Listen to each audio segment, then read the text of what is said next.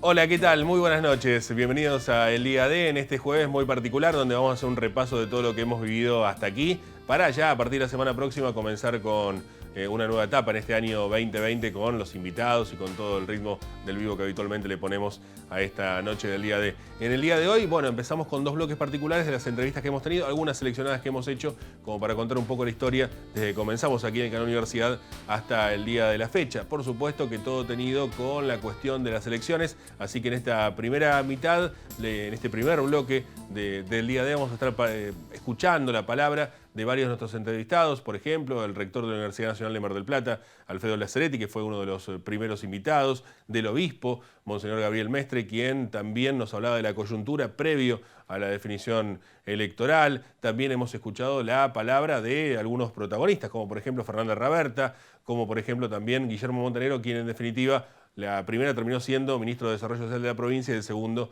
intendente del Partido General Pueyrredón. Ya en el segundo bloque nos ocuparemos después de la pausa, así que en principio empezamos a compartir estas entrevistas. Bienvenidos.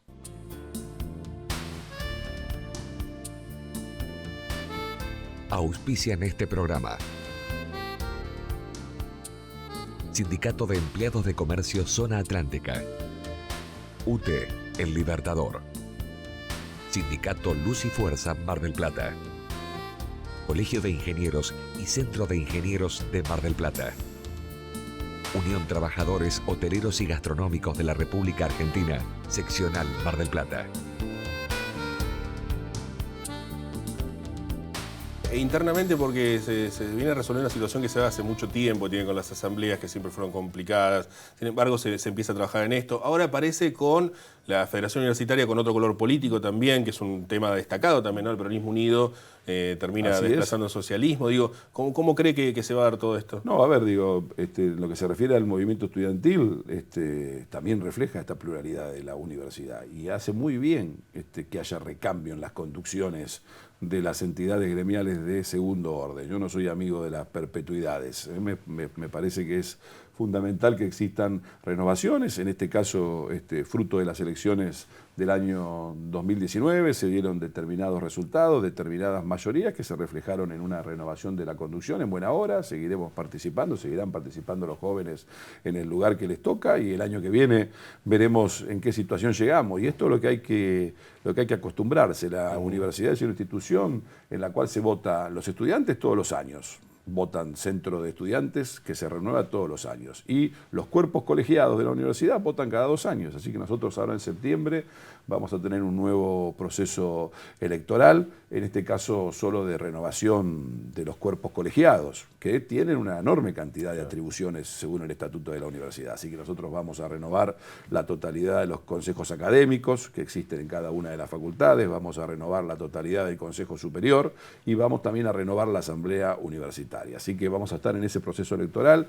a mediados de septiembre y que bueno, seguramente va a ser una instancia de debate, de evaluación de lo que se ha hecho, de cómo viene la gestión y bueno, serán los integrantes de los distintos claustros, de los distintos cuerpos que componen la universidad, los que bueno, nos dirán cuál es también su mirada acorde a este Igual debe haber un proceso. tema común, que es el tema presupuestario, ¿no? Es una situación compleja Pero en Argentina. el tema presupuestario, como vos bien planteás, es un tema que a veces excede claramente las posibilidades de la gestión. Es un dato que nos viene dado. Claro, Nosotros tenemos que los presupuestos de las universidades públicas en Argentina, de las 56 universidades públicas nacionales, los vota el Congreso de la Nación, así que todos los años nosotros tenemos un artículo del presupuesto que legisla sobre el presupuesto de las universidades y nos da el marco presupuestario con el que vamos a trabajar el próximo ejercicio. Por supuesto que el sistema universitario en su conjunto, no solo la Universidad Nacional de Mar del Plata, trabaja con mucha intensidad a partir ya del próximo mes,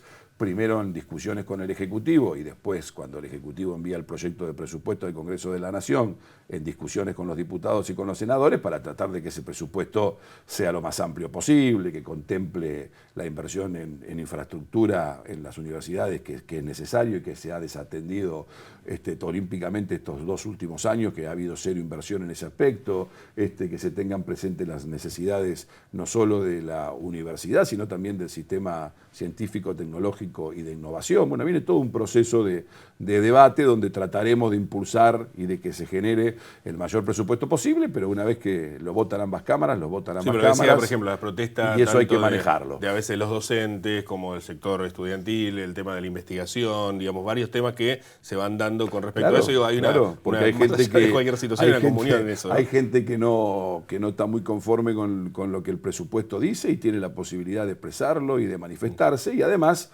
lo que tenemos que tener siempre en claro que el presupuesto no contempla qué va a ocurrir con las paritarias del próximo año. Claro.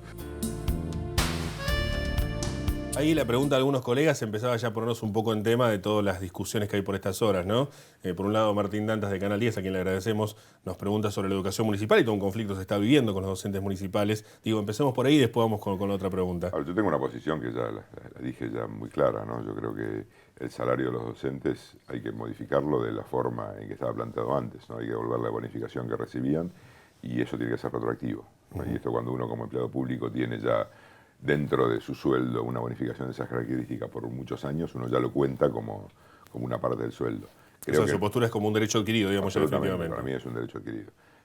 Al margen de la mejora que hay que generar en lo que es educación municipal para que esté en la misma línea que la educación provincial y la educación privada, ¿no? Esta es la verdadera generación de oportunidades iguales, tiene que ver con esto, ¿no? Y la capacitación de los docentes y muchas cosas, pero en el tema del salario no hay ninguna duda, lo dije siempre y lo vuelvo a repetir. Ahora por ahí se repite más en campaña, ¿no? Pero esto fue siempre mi posición. Podría inferir que la cuestión de la educación municipal va a seguir como hasta ahora. Si absolutamente.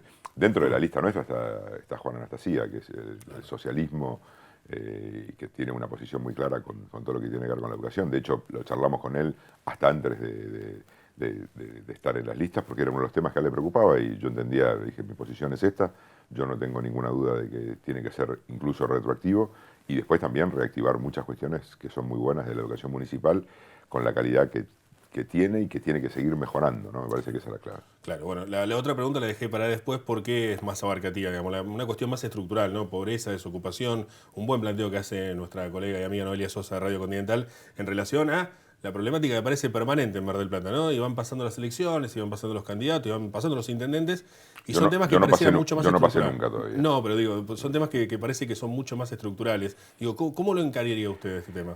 A ver, yo creo que algunas cuestiones son estructurales y otra cosa que del municipio se pueden corregir, ¿no? En principio, todo lo que tiene que ver con habilitaciones municipales y todo lo que tiene que ver con instalación de empresas en Mar del Plata tiene que ser más rápido y tiene que ser mucho más activo, porque esto lo que te genera son puestos de trabajo rápido, ¿no? Que va desde el kiosco hasta la empresa. En esto me parece que tiene que haber una reacción proactiva permanente por medio del municipio. Mar del Plata hoy es una provincia, ¿no? No es más una ciudad. Con las complejidades de provincia, ¿no? Uno cuando ve la industria pesquera, todo lo que tiene que ver con la industria pesada, todo lo que tiene que ver con el turismo, con el cordón frutihortícola, hoy todo eso son oportunidades, ¿no? Y esto me parece que hay que encararlo como una posición muy fuerte que tiene que tener el intendente local en la negociación con el gobierno provincial y el gobierno nacional, hasta en la baja de tasas de algunas cuestiones de estas para la generación de empleo, por ejemplo, empleo en tierra en el puerto, o la mejora claramente en lo que es los caminos rurales para el sector frutihortícola, o lo que tiene que ver con trasladar algunas cuestiones con industria pesada para vaca muerta, cómo tiene que ser manejadas las distintas tasas de importación para que los productos argentinos también estén comerciados en el lugar, sean comerciados en ese lugar. Sí. Creo que hay muchas cuestiones que desde lo local se puede lograr. En relación al empleo, que fue la primera pregunta que me hizo, Mar del Plata tiene una cuestión absolutamente estructural. Desde el 95 que el INDEC mide empleo en Mar del Plata y desde ese entonces siempre estamos por encima de la media nacional. Por lo tanto, yo siempre digo dos cuestiones. Primero, invertir una lógica de funcionamiento de la ciudad, donde nuestras grandes fortalezas están convertidas en debilidades. El puerto, que es el principal puerto pesquero de la Argentina, hoy no genera trabajo en tierra y hay 8.000 fileteros, fileteras, envasadores que no tienen trabajo para procesar ese pescado. Bueno, el cordón frutihortícola es el segundo, pero sin embargo no hay un agregado en la cadena de valor para que la industria alimentaria en Mar del Plata genere trabajo. Bueno, yo creo en invertir esa lógica, en que eso que es debilidad se convierta en fortaleza. Y estoy segura que se puede hacer, y estoy segura que el municipio debe ser de manera inteligente, administrativamente, un espacio donde existan quienes salgan a buscar inversiones afuera, empresas que se asienten en la ciudad. Vos sabés que el parque industrial tiene 20 empresas que no se asientan porque falta la conexión de gas, digamos. No solo cuestiones que tienen que ver con poner a Mar del Plata en el lugar de recibir a aquellas empresas que pueden generar trabajo, y aparte, digo, cuidar el sector que genera empleo en la ciudad, que es el sector del comercio, tanto gastronómica, hotelería, el turismo. Digo, todo lo que hay que hacer tiene que ver con preservar. Ahora, yo siempre digo que en este modelo económico nacional, que eso también se debate en esta elección, no solo elegimos intendente, también elegimos presidente y gobernador, en este modelo económico difícilmente la ciudad pueda ir en contrasentido de lo que pasa a nivel nacional. Por eso es muy importante también tener una gestión local que defienda el trabajo, que defienda a los trabajadores marplatenses, que defienda el empleo de la ciudad, ese empleo genuino que da dignidad a los trabajadores, pero también pensar un modelo económico que genere empleo. Porque mira, cuando durante años se generaron por millones puestos de trabajo en el gobierno anterior, Mar del Plata seguía teniendo indicadores absolutamente preocupantes. Por lo tanto, debe haber una combinación, un modelo económico nacional que genere empleo, que tiene que ver con un modelo que apueste a la industria, que apueste al trabajo, al sector productivo, a las fábricas, y por otro lado, una gestión local que defienda ese empleo. Hablamos de la pesca, hablamos del cordón frutihortícola, digo, por ahí ampliando, repreguntando Del lo que decía turismo, Mariana, del turismo, del comercio, industria textil, digamos, un poco la matriz productiva de Mar del Plata va por ese lado. Se piensa también en proyección, en paralelo, digo, fortalecer eso es fundamental, digo, pero en paralelo de ampliar esa matriz productiva. Y hay algo que no está desarrollado en la ciudad, que fue incipiente en algún momento, que tiene que ver con la industria de las TIC, que es ese sector, digamos, que va a crecer no solo en Mar del Plata, sino en la Argentina y en el mundo, que Mar del Plata no ha puesto la gestión local al servicio de desarrollar esa nueva industria. Decía recién que en los nuevos seminaristas se marca más allá de lo intelectual, más allá de lo que tenga que ver con lo católico puntualmente, con una cuestión más pastoral. Digo, y eso tiene que ver con adaptarse a una coyuntura, y ya de poco nos vamos metiendo en el tema social, que me parece que es uno de los motivos también de esta entrevista, de la realidad que estamos viviendo, lo decía recién al comienzo, que es grave. Digo, tiene que ver con esta coyuntura puntualmente, digo, hay una necesidad de cubrir espacios en cuanto al acompañamiento, más allá de lo religioso incluso, digo. Claramente, lo religioso no se puede vivir de manera abstracta. Lo religioso se da encarnado, al menos en perspectiva cristiana es así, digamos, ¿no? Un discurso religioso que no toque la realidad no es auténticamente cristiano-católico. Tiene que tocar la realidad. Entonces, la dinámica socioeconómica y de vulnerabilidad que vive gran parte de nuestro pueblo más marginado, y también nuestro pueblo no marginado en un sentido social, ¿no? Un pibe de clase media alta que está preso de las drogas reclama la atención de un cura, de un futuro cura, que pueda acompañar a este muchacho en esto, digamos, ¿no? Es decir, no lo vemos solo en categoría de empobrecimiento sociocultural en clave de periferias, con lo cual tenemos un compromiso muy fuerte, sino cualquier persona que sufre, un enfermo, o sea, un enfermo necesita ser acompañado en el hospital intersonal, como en alguna clínica de las más importantes de nuestra ciudad, digamos, ¿no? Porque es una situación de vulnerabilidad que experimenta la persona y la familia. El futuro cura y el cura tiene que estar en contacto con esa realidad. Y se encuentran problemáticas en las dos realidades, en Mar del Plata, digo. Totalmente. En ese sentido, por ahí a veces se hace más evidente la tarea de la Iglesia, lo que vos decías un poco en la introducción, ¿no? En esta dinámica de contención social del pequeño conurbano que tenemos en la ciudad de Mar del Plata, y tal vez incluso en Necochea, te diría, porque he recorrido algunos lugares de Necochea y tiene una situación análoga a la que tenemos en Mar del Plata, no tan compleja como el conurbano de Buenos Aires, ¿no? Y claramente, bueno, ahí se visibiliza más, ¿no? Porque además del problema de la enfermedad, tenés el problema que no puedes comprar el medicamento o tenés que irte a las 4 de la mañana al hospital para ver si con suerte conseguís un turno, digamos, ¿no? Entonces, la marginación, el empobrecimiento, en ese caso reclama como un acompañamiento más directo y más claro. Pero en esto, por ahí, es importante dejar en claro que la Iglesia atiende a todo ser humano sobre el planeta, sea cual sea su condición y su situación, y busca acompañarlo privilegiando al más marginado, al más pobre. Primer tramo de este bloque de entrevistas, de este resumen que estamos haciendo de la noche del día de aquí en el Canal Universidad. Si les parece, vamos a una pausa y ya volvemos con más. Unión Trabajadores del Turismo, Hoteleros y Gastronómicos de la República Argentina, Seccional Mar del Plata, San Luis 2548. Viajar en colectivo te conviene. Ahora tenés una respuesta inmediata a todas tus consultas. La nueva línea gratuita de atención al usuario, 0800-333-0701. Viaja asegurado, viaja tranquilo. Subite a los colectivos de Mar del Plata. Colegio de Ingenieros y Centro de Ingenieros. Compromiso y responsabilidad profesional. Al servicio de la comunidad. EDEA Web. Siempre a mano. Hacé todos tus trámites donde estés y cuando quieras. EDEA Web. Sanguicherías Lo de Mario. Oferta fin de año. 32 triples. Jamón y queso, jamón y tomate, jamón y lechuga, jamón y huevo a solo 520 pesos. Encontranos en nuestras 7 sucursales de Mar del Plata y Batán. Visita lodemario.com.ar. Sanguicherías Lo de Mario. Probalos y después me contás. Sindicato Luz y Fuerza Mar del Plata. 25 de mayo, 4135.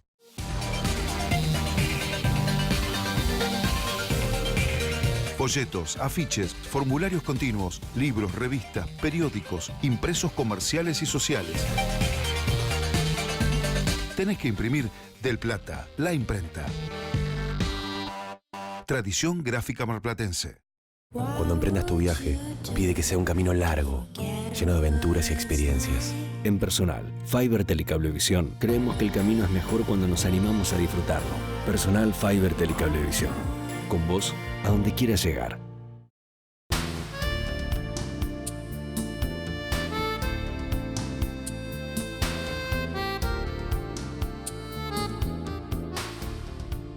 Comenzamos un nuevo bloque y como venimos haciendo, seguimos repasando las entrevistas más destacadas que hemos tenido en este año. Ya pasadas las elecciones empiezan los análisis, ¿no? Después de las primarias y después de las elecciones de octubre hemos hablado con distintos analistas y también ya con los nuevos funcionarios. En este caso vamos a compartir la palabra de Alberto Rodríguez, quien nos dio un análisis sobre las elecciones, la palabra también del ex intendente Daniel Katz, que estuvo aquí en nuestros estudios, y la palabra, por un lado, de Fernando Muro, quien es el referente de la nueva Secretaría de Producción del municipio de General Porredón, de la gestión Montenegro, y de otro nuevo funcionario, nada más y nada menos que el presidente del Honorable Consejo Deliberante, Ariel Martínez Bordaico. Así que, si les parece, compartimos estas entrevistas.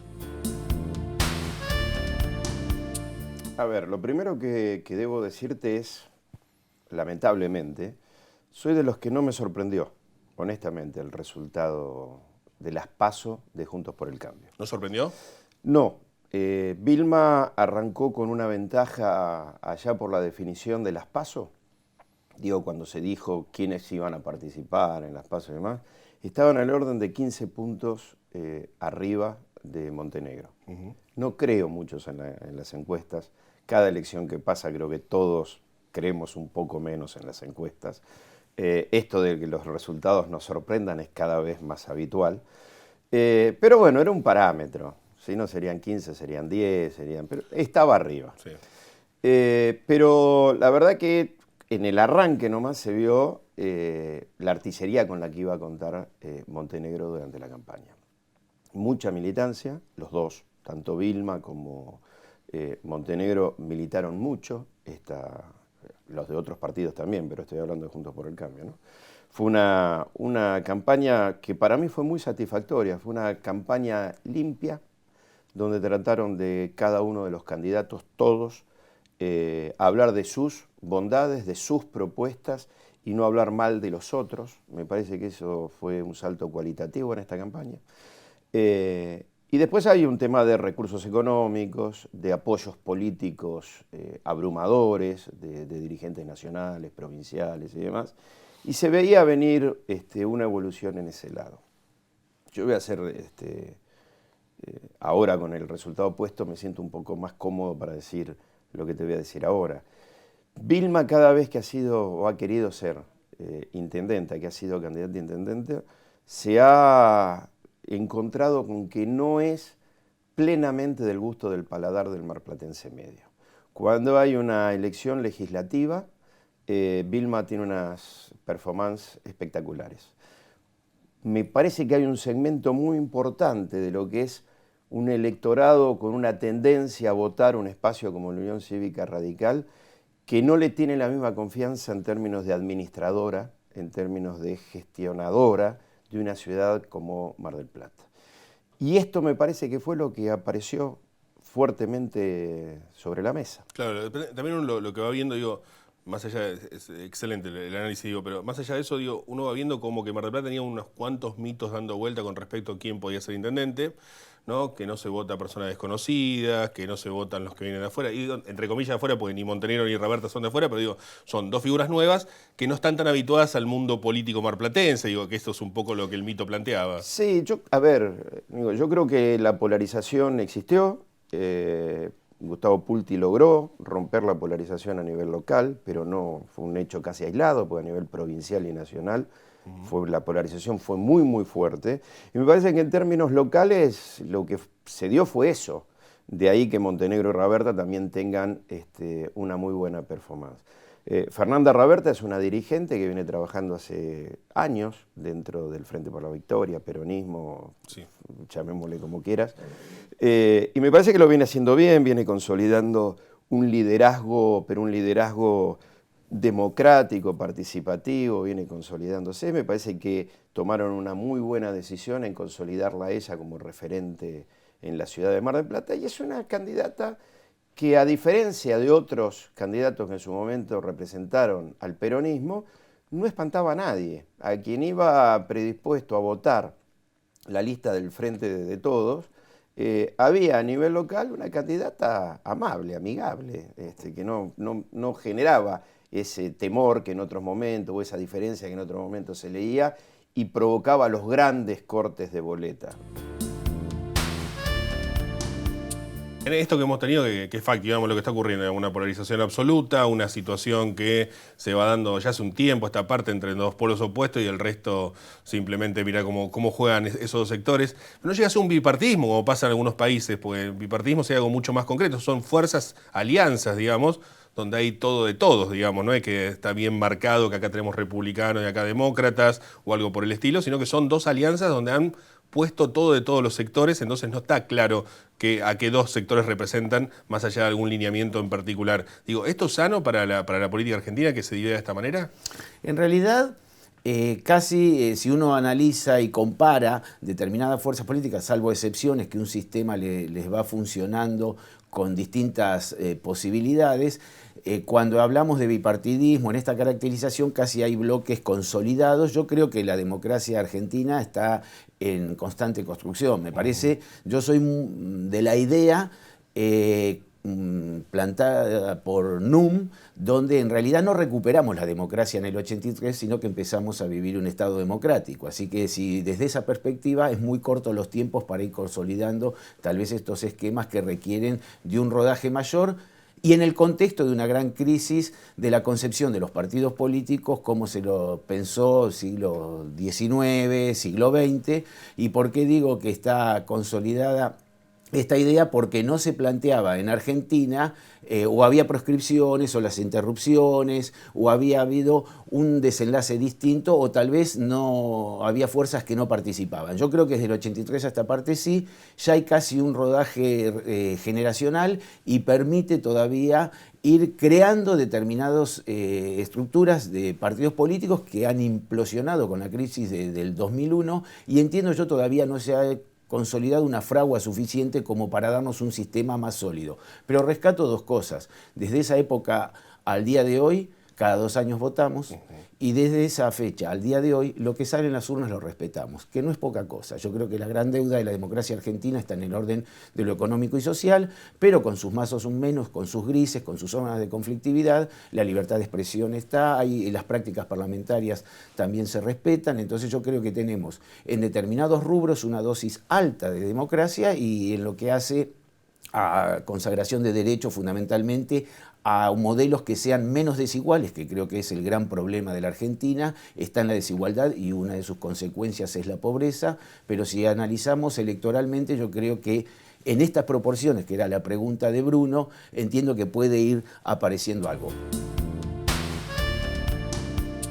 Mar del Plata tiene ciertas características, digo, más allá del contexto nacional, más allá de lo macro, tiene ciertas características con esto de la temporada de verano, donde se suma mucho empleo y de pronto termina la temporada, si las temporadas son cada vez más breves, empieza a aparecer un problema también durante el verano. Se habla de mucha gente que viene a arraigarse a Mar del Plata después de pasar una temporada de trabajo en el verano. Se habla de, digamos, distintas variantes que siempre hemos ido escuchando con respecto a eso, o gente que por la crisis sale a buscar más empleo, más allá del que tenía, entonces es un nuevo desempleado para la estadística. ¿Por dónde empezar con todo esto? Yo digo, Mar del Plata es una ciudad maravillosa, llena de oportunidades, y por eso también es que tiene un dinamismo especial que la hace muy atractiva para la gente, para venir a vivir, a radicarse, para las empresas que quieren radicarse acá.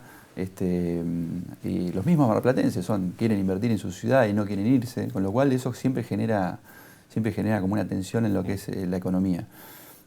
¿Por dónde empezamos? Por casa. Empezamos por acá, organizándonos. Lógicamente que, como decía anteriormente, la economía de Mar del Plata no está ajena a lo que pasa en la provincia, en la región, a nivel nacional y en el mundo. Hay muchísimas medidas que influyen sobre la ciudad, ni hablar del nivel de actividad económica que tenemos hoy, que está todos los indicadores industriales, de producción, comerciales, de servicios, están en caída. Tenemos un problema financiero importantísimo, que eso impacta directamente sobre el sistema productivo. Y tenemos inflación, que eso también juega muy en contra. O sea, las variables macro están en un momento muy complicado en la economía, y eso que hace que esta tarea sea mucho más difícil. Entonces necesitamos que, en principio, que la economía crezca. Argentina hace 8 o 9 años que no crece. Eso es todo un indicador y eso se ve reflejado en la economía local y de diferentes centros urbanos del país. Pero nosotros tenemos que empezar por casa, a ordenarnos. Entonces, lo primero que hay que hacer es escuchar. Escuchar, empatizar con los sectores, estar junto a ellos, ver sus necesidades, hablar con los sindicatos, con los gremios, ver cómo podemos entre todos plasmar esa problemática en cursos de acción concretos. Después tenemos que organizar el Estado municipal, simplificarlo, hacerlo sencillo. Que para abrir un comercio, para instalarse, para tratar de invertir en la ciudad tenga más facilidad, digamos, ¿no? Eso no depende de nadie, eso depende de nosotros. Nosotros como comunidad, como organización, como municipio, simplificar todos esos procesos. Aparece por allí también la cuestión de que lo único que importa al Consejo Deliberante son el aumento del boleto colectivo y el aumento de tasas, que termina siendo en la discusión que también manda el Ejecutivo. ¿Cómo cambiamos esto? ¿Cuál es la tónica que se va a buscar para mejorar o optimizar esta cuestión que termina siendo, la verdad, en una institución tan importante, algo que termina perdiendo peso? Yo estoy de acuerdo con vos. Digo, a veces el Consejo Deliberante sufre una especie de que cae siempre en la misma agenda cíclica. Claro. Es decir, siempre es una agenda autoimpuesta donde parece que no se puede salir. Digo, y creo que eso se sale siendo también el Consejo Deliberante protagonista de la agenda del futuro. Digo, y eso también se construye un poco, como lo decíamos recién, con cercanía, sabiendo cuáles son los reclamos de la persona, de la gente, de los vecinos, y viendo qué ordenanzas podés generar. Porque hubo un montón de ordenanzas interesantes, inteligentes, que han cambiado la vida de los ciudadanos, que se debatieron en el Consejo Deliberante. Pero a veces también, y esto no es exclusivamente responsabilidad de la propia institución, sino también del proceso anterior, como vos nombrabas, hubo toda una situación de desgaste, de conflicto innecesario en un proceso de una especie de guerra entre Ejecutivo y Legislativo que vivimos todos y claro. Que en realidad, ¿quiénes fueron perjudicados? El Ejecutivo, por supuesto, digo que no tenía las ordenanzas que necesitaba porque llevaba todo el tiempo a un esquema de confrontación. El propio Legislativo, que sufrió un desgaste tremendo, como bien decías vos, y eso en muchos casos le provocó una lejanía con el ciudadano y, por supuesto, el vecino de la ciudad. Incluso tuvimos el año pasado la locura de que terminamos tratando la fiscal impositiva en junio, julio, y la gente recibiendo las boletas con esos incrementos. La verdad que el proceso anterior, como te decían ayer, fue un proceso desgastante para todos. Y hoy hay que poner la mirada en un nuevo consejo que creo que va por ahí. Primero, fijar la agenda del futuro y segundo, trabajar fuerte en los cambios hacia adentro del consejo. Esos cambios implican, como decíamos recién, cercanía, transparencia y, por supuesto, la administración de las diferencias, que va a ser complejo, pero lo vamos a intentar llevar adelante. Bueno, y hasta aquí hemos llegado con una especie de resumen de lo que hemos vivido el año anterior. Todavía no estamos acostumbrando, ¿no? Con esto del año nuevo, del 2020 que ya estamos viendo, pero en realidad seguimos todavía con la inercia del 2019. De ese 2019, de este paso de la noche del día D, en ese año aquí en el Canal Universidad, hemos repasado quizás lo más importante y como decíamos al comienzo, ¿no? Bien marcado por las elecciones de nuevas gestiones que ya están en marcha en pleno verano de Mar del Plata y viendo también lo que está ocurriendo en cada una de estas jornadas. Si les parece, ya a partir de la semana próxima volveremos a los programas en vivo, con los entrevistados en piso, con el licenciado Roberto Ortea, para seguir acompañándolos cada jueves aquí en el Canal Universidad. Que tengan una muy buena noche, gracias por acompañarnos, feliz año nuevo, feliz 2020 y ojalá que nos vaya bien a todos. Hasta la semana próxima. Chau. Auspiciaron este programa. Sindicato de Empleados de Comercio Zona Atlántica. UTE, El Libertador. Sindicato Luz y Fuerza Mar del Plata. Colegio de Ingenieros y Centro de Ingenieros de Mar del Plata. Unión Trabajadores Hoteleros y Gastronómicos de la República Argentina. Seccional Mar del Plata.